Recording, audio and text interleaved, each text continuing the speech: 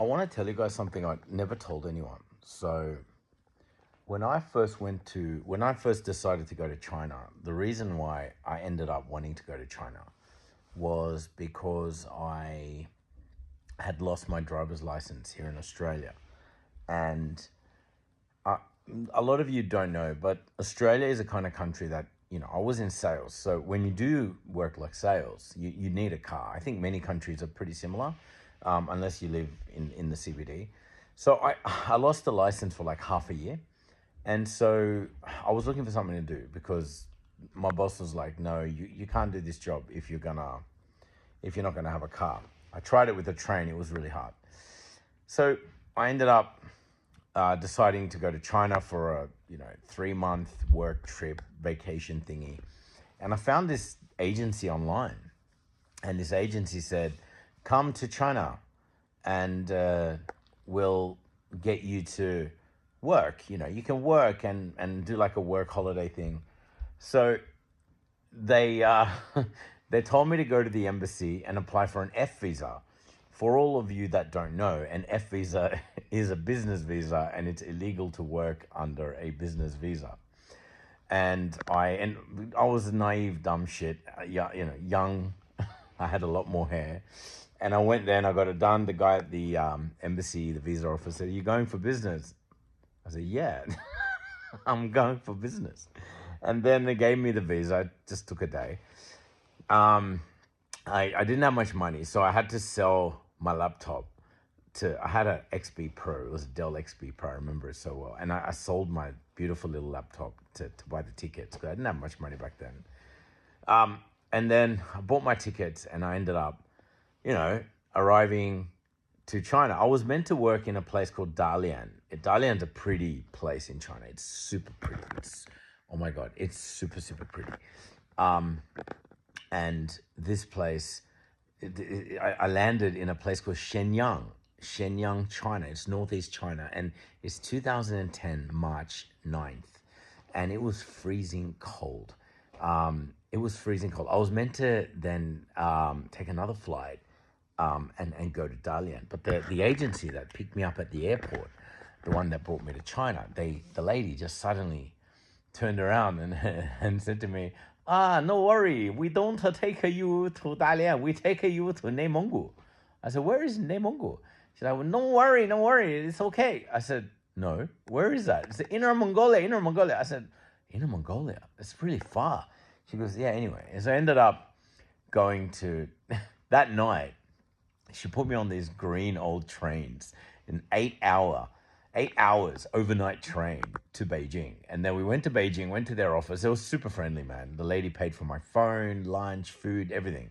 And then she put me at the airport where I'm supposed to fly from Beijing to Inner Mongolia. Mind you, I just arrived to China just the day before.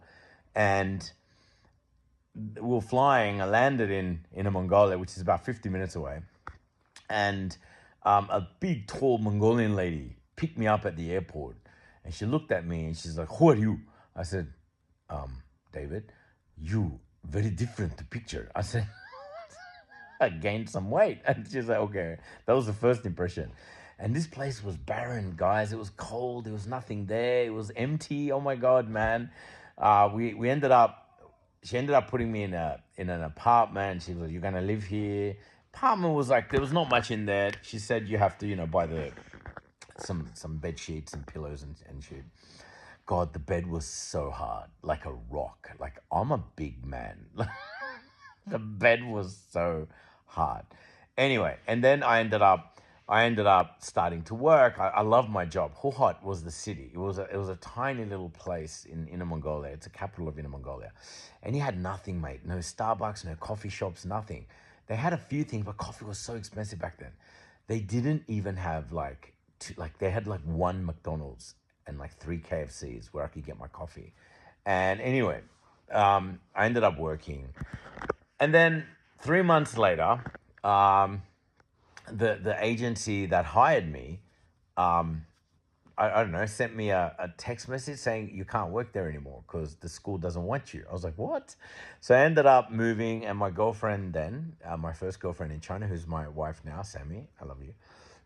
She and I, started. She helped me look for a job, and then I found a kindergarten job, and then I was like, oh, I don't want to work for others, and then I started doing my own thing. I started printing, and this is, mind you, this is 3 months in. I'm meant to come back, but this is 3 months in. I took pamphlets out on the street. I'm thinking I'm going to recruit my own students, and then I started putting out pamphlets, and then I'm not shitting you. This is in 2010, towards the end of 2010.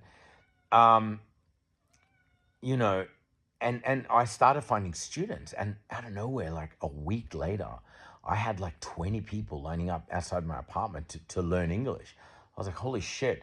I quickly called mum and I said to my mum, Mum, can you sell my car and send me the money? I remember I had a car, it was worth about 7,000 Australian dollars. I sold it and she quickly sent me the money. I didn't want to use mum's money. She didn't have much. And so she sent it over to me. And then I used that money to rent an office. And then I started my own little school. At freaking year one, we had over 300 students. And then after about 3 years, we had 7 locations across Inner Mongolia. Not one cent to my name when I started. And then, I started making videos and I got really big on social media in China. Really big. Like I was the top foreign blogger in China on a social media platform called Weibo. Anyway, finally, just branches after branches after branches of schools everywhere. We opened like 12 schools totally back then. And it's such a ridiculous thing. I never expected that. And mind you, that small city, Huhat, that I was talking about being so tiny, holy shit.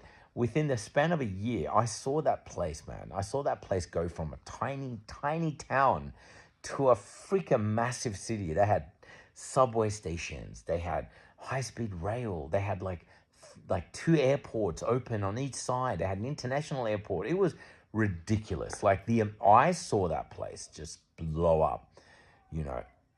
It grew fast, man. Holy shit. Every time I came back to Australia, I felt like I love Australia, but I felt like I was going back to the farm, You can't compare to Australia. Australia's the best. But what I'm trying to say is that, man, it was a journey. China was a journey, guys. Like, I was there for years. I got so many stories there, man. I got, like, so many crazy stories I'll share with you guys. I'm sorry for the long video. If you guys had time to listen to this, God damn it, I love you. Really love any one of you who listened to the end of this video.